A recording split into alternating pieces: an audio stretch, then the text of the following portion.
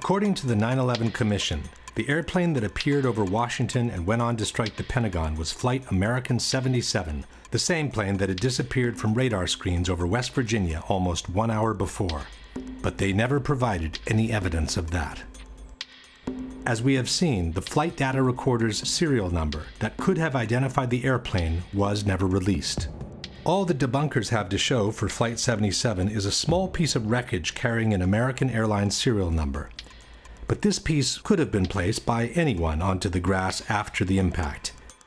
In fact, unidentified men in suits were seen meddling with the debris right after the impact, in direct violation of the rules of a crime scene. A contractor who was only 100 yards away from the point of impact stated, "It was DPS, the guys in the black coats. They were here right then and there. That's what I don't understand. Where did they come from? Maybe they knew something. I don't know." The debunkers claim that the witnesses' accounts are more than sufficient to identify the airplane. Hundreds of people saw an American Airlines jet fly into that building. But it's presumable that if anyone wanted a different airplane to look like an American Airlines aircraft, they would have at least thought of painting the fuselage with the same colors. The majority of witnesses recall seeing a large airliner, but there are also witnesses who describe a much smaller, executive-like airplane. I was just casually looking out the corner, out of the window, in the corner of my eye, I saw what looked to be maybe a 20-passenger corporate jet, no markings on the side. From my office, I was able to see a white jet, like a Gulfstream type commuter jet, I guess. Omar, you say this was a smaller plane, 10 to 15 passengers maybe? No es muy grande. No es muy grande. It's not like too big, it's just... ¿Tú sabes los aviones comerciales? It's like business airplane. Like a business jet? Yeah. It looked like a commuter plane, two-engine, come down from the south, real low, proceed right on and crashed right into the Pentagon. And are you fairly sure that it was what we sometimes describe and recognize as a small commuter plane? Yes, it was. By the witnesses' accounts alone, it's impossible to establish what kind of airplane it was. As the plane clipped 5 light poles before striking the Pentagon, the debunkers maintain that the distance between the light poles indicates a corridor wide enough that only a large airliner could have created it. Ce qu'on peut voir justement, c'est que l'avion en arrivant a tombé 5 pylônes qui étaient sur sa trajectoire, et ces pylônes étaient espacés de 25 mètres. Troviamo alcuni lampioni abbattuti, 5 lampioni. Tutti insieme fanno una fascia larga 26 metri. Facciamo finta di ipotizzare che non sappiamo che si tratti di un aereo. Sappiamo che c'è qualche cosa largo 26 metri che è passato di lì. 26 meters is roughly 85 feet, but the wingspan of a 757 is 124 feet, which means any airplane with an 85-foot wingspan could have downed those light poles. It didn't need to be a 757. In fact, with a 100-ton airliner hitting a reinforced concrete building like the Pentagon, one would expect to find a situation similar to this. What immediately stood out instead was the absence of large, identifiable pieces of debris which are usually found after the crash of an airliner. Bob Pugh was the first professional cinematographer to arrive on site. No one was in control of the area. I had free reign. And there's a lot of debris in the foreground of those videos. Again, very small pieces. I mean, I'm standing on pieces, a dinner plate or smaller in size. All the while, I'm looking for wreckage, and I can't find a piece of anything that I recognize. I can't see the tail, I can't see the wheels, I can't see the engines, there's no chairs, there's no luggage. According to the debunkers, there are no large pieces of debris on the lawn because most of the airplane ended up inside the building. Quindi, gran parte dei frammenti dell'aereo non sono fuori perché l'aereo è entrato nell'edificio. Purdue University has produced a detailed computer animation illustrating the official version of the event. We had the plans for the Pentagon, all the details, right down to the last reinforcing bar. The speed of the airplane and the direction from which came was given to us by the Transport Safety Institute. According to the official version, the plane approached in a low trajectory, clipping 5 light poles from the nearby intersection. Slightly tilted to the left, it hit a trailer parked outside the building with the bottom of the right wing, and then impacted the facade at an angle of 42 degrees. Most of the plane penetrated the facade and proceeded inside the building on a diagonal course, causing destruction as it was being destroyed. The fuselage pierced through the outer wall of the C-ring, producing this round-shaped exit hole 10 to 12 feet wide. There are, however, many problems with this version of the events. The first one is the actual wingspan of a Boeing 757. Most of us remember the facade of the Pentagon after it had collapsed. But before it collapsed, right after the impact, this is what the building looked like. This series of pictures was taken by a Navy photographer shortly after the impact. There doesn't seem to be enough damage for a Boeing 757 to have penetrated the building almost in full. Using the best part from each image, a digital expert has created this composite picture, which has become the universal tool of reference for anyone involved in the debate. The composite picture shows an almost continuous opening at ground level, about 90 feet wide.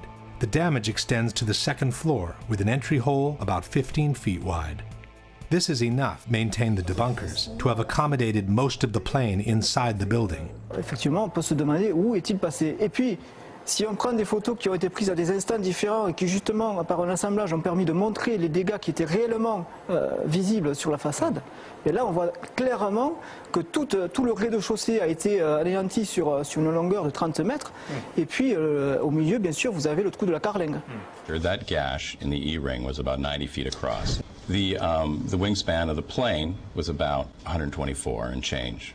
That punched the hole into the building. It is true, the wingspan of a 757 is 124 feet, but the debunkers forget that the plane came in at a 42-degree angle, which makes the projected wingspan on the facade 160 feet wide. That's almost twice the 90-foot existing gash. As shown in this animation, the left wing should have also destroyed these two windows to the left of the opening. But the whole segment to the left of the opening doesn't seem to have been hit by a wing traveling at 500 miles per hour. The window's wooden frames are still in place, and the glass seems to have been broken from the ensuing explosion, not from the impact itself. The limestone covering the facade has fallen off, but the bricks underneath appear practically untouched. By the same projected angle, the right wing should have impacted the facade all the way to this column on the second floor. In fact, there is a diagonal cut on the second floor wall that could have resulted from the wing's impact. But this puts most of the wing above the second floor slab, which means it never penetrated the facade to begin with. So where did it go? This is the explanation by Popular Mechanics for what happened to the wings. The wings did not fully penetrate the facade. In fact, the wings had already been partially sheared off by the time the plane even hit the building. The fuselage mainly made the hole that existed. Conspiracy theorists want to know why it wasn't the width of the full wingspan of the plane, and actually just the simple reason was that the wings came off. But where did they go? Popular Mechanics doesn't say. A similar problem is posed by the horizontal stabilizers, which extend some 50 feet in width. As they are mounted 3 feet higher than the wings, they should have impacted the facade approximately here and here. But there are no visible marks from their impact on the facade, nor is any recognizable piece of the stabilizers visible on the lawn.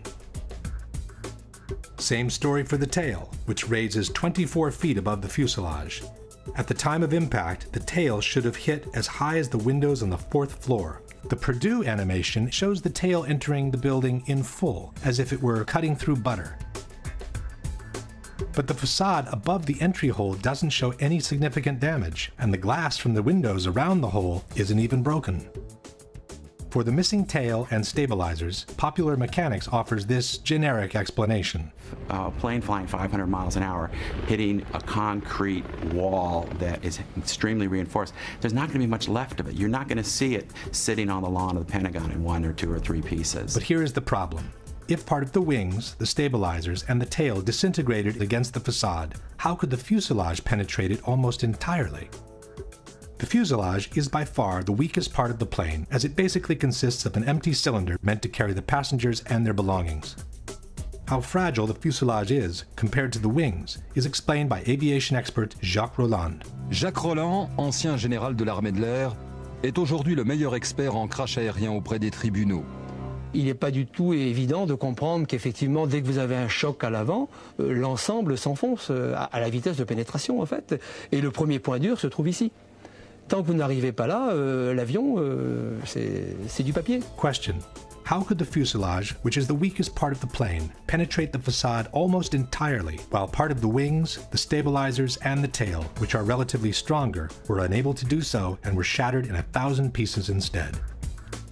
Even more mysterious is the disappearance of the engines. The 757 that allegedly hit the Pentagon was equipped with two RB-211 engines built by Rolls-Royce.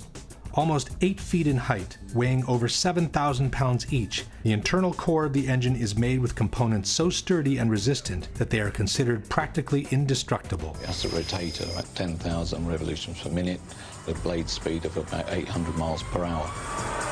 To operate at around 1,700 degrees, they're designed not to melt. Quali sono le parti che non vengono distrutte, che non si squagliano per il calore? Pezzi del carrello e il cuore dei due motori, che è molto più compatto dalla parte esterna dei motori, ovviamente è fatto in materiali che devono resistere alla temperatura, 2000-2500 gradi, per cui la parte centrale dei due motori è sicuramente sopravvissuta all'impatto. But where are they? In their animation, Purdue University has chosen to ignore the issue. As one can see, moments before the impact, the two engines simply vanish into thin air. Debunker Paolo Attivissimo has made what he calls a cautious suggestion. Questo è un motore Rolls-Royce RB211, questo è un oggetto trovato davanti al Pentagono. Quando dicevo prima, probabilmente i motori non sono completamente entrati, questo oggetto è di forma compatibile. Faccio il prudente, dico semplicemente che è di forma compatibile. But this rotor could have come from any engine. There is also another picture of a similar disc, or possibly the same disc, from a different angle. And then there is this part of an engine found inside the Pentagon. But we are not looking for scraps. We are looking for two 3-ton pieces of machinery made with steel and titanium that after an accident should look something like this. Or like this. Or like this. In fact, had the Pentagon been hit by a 757, the two engines would have impacted the facade around these 2 points, just below the wings. This means they would have proceeded inside the building on a path somewhat parallel to the fuselage, carving a trail of destruction much more devastating than any other part of the plane. È un proiettile simile il motore? Sì, sicuramente sì. Può essere tranquillamente un proiettile.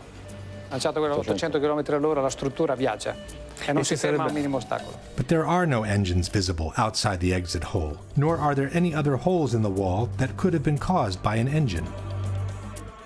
Question: can you explain what happened to the core of the two engines, which is built with components so strong and resistant to be considered practically indestructible? Now for the biggest mystery of all, the exit hole. According to the official version, it was the fuselage of the plane that created this hole in the wall of the C-ring. On September 15, 2001, the Pentagon renovation manager stated, the plane penetrated through the E-ring, D-ring, C-ring. The nose of the plane just barely broke through the inside of the C-ring, so it was extending into AE drive a little bit. The AE drive is the internal alley separating the C-ring from the B-ring. But how could the fuselage have made it all the way through the wall of the C-ring? Un aereo che pesa 120 tonnellate, lanciato a 800 km/h, impatta una facciata, la trapassa. Nel trapassarla viene tritato dalle colonne che ci sono in mezzo, a mo' di grattugia, se mi passate questo termine, e alla fine quel che rimane sono solo frammenti molto piccoli. Quel poco che rimane in fondo arriva dall'altra parte. If the fuselage is only a cylinder and it gets cut and ground by the columns in 1,000 pieces, how can it retain the circular shape needed to punch this almost perfectly round hole in the wall?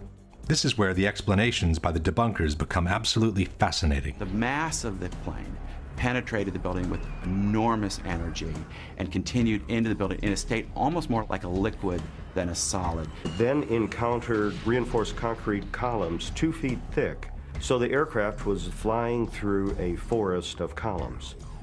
The plane became almost like an artillery shell or a tank round. What actually came out, it was a circular ball of fire, which is how fire goes when it moves. That's why it has a perfectly round shape. By this time, there was an avalanche of debris that was moving as a single mass, much as in an avalanche of snow.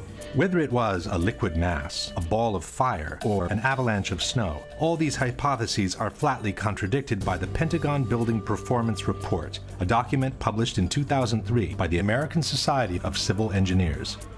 In assessing the condition of the columns on the first floor, the report reads, columns 3G, 3H, 3J, and 5J were damaged but still standing, although in the direct path of the fuselage. It is highly unlikely that any significant portion of the fuselage could have retained structural integrity at this point in its travel. The aircraft frame most certainly was destroyed before it had traveled a distance that approximately equaled the length of the aircraft. The length of the aircraft is 155 feet, which is roughly half the distance between the entry and the exit holes. That no substantial part of the fuselage reached the wall of the C-ring was also confirmed by the first eyewitnesses who described the damage inside the Pentagon. So the plane went in to the E, D, and to the C-ring. Not all the way through the C-ring. Question. Given that, according to the Pentagon Building Performance Report, the aircraft frame most certainly was destroyed before it had traveled a distance that approximately equaled the length of the aircraft, and that it is highly unlikely that any significant portion of the fuselage could have retained structural integrity from that point on, can you explain what caused the almost perfectly round exit hole in the outer wall of the C-ring? In conclusion, we have an opening on the first floor that's a bit more than half the projected wingspan of a 757. The tip of the left wing and most of the right wing missing without a valid explanation. The horizontal stabilizers and the tail also missing without a valid explanation.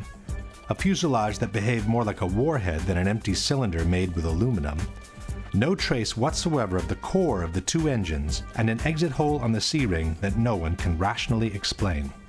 Given all these facts, we must conclude that the damage observed at the Pentagon is not compatible with and must have been created by something other than a Boeing 757. The mystery of what hit the Pentagon could have been easily solved if the FBI had released the videos from dozens of surveillance cameras that are placed all around the impact zone. Yeah, there were a lot of cameras around the Pentagon. If you look at the Pentagon, you can see that there's cameras on each corner. There's cameras at some of the businesses around the Pentagon. And we know in those cases, the tapes were confiscated immediately by the FBI within hours of the event. When a Freedom of Information Act requesting all the videos covering the impact zone was filed, the FBI agent in charge of the tapes responded, "The FBI possessed 85 videotapes that might be potentially responsive to plaintiff's FOIA request. But," concluded the agent, "I determined that only one videotape showed the impact of Flight 77 into the Pentagon on September 11, 2001. This is the tape we have all seen many, many times." The FBI could have released all the videos anyway, just to allow the public to see by themselves what was actually shown in each of them. But for some reason, they preferred to keep them under wraps. I've filmed before down at the Pentagon before 9/11. There's got to be at least 100 video cameras ringing that building, in the trees, everywhere. They've got that plane coming in with 100 angles. I want to see the video. I want to see 100 videos that exist of this. Why don't they want us to see that plane coming into the building? Not only has this question never been answered, but an in-depth analysis of the only footage of the impact ever released contains a dramatic surprise. Initially, the DoD released these 5 frames taken from a Pentagon parking security camera. Later on, in 2006, the DoD released the entire sequence from which the 5 frames had been extracted.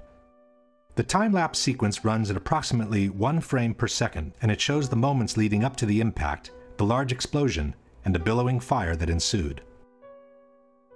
Unfortunately, the video does not show the airplane in transit.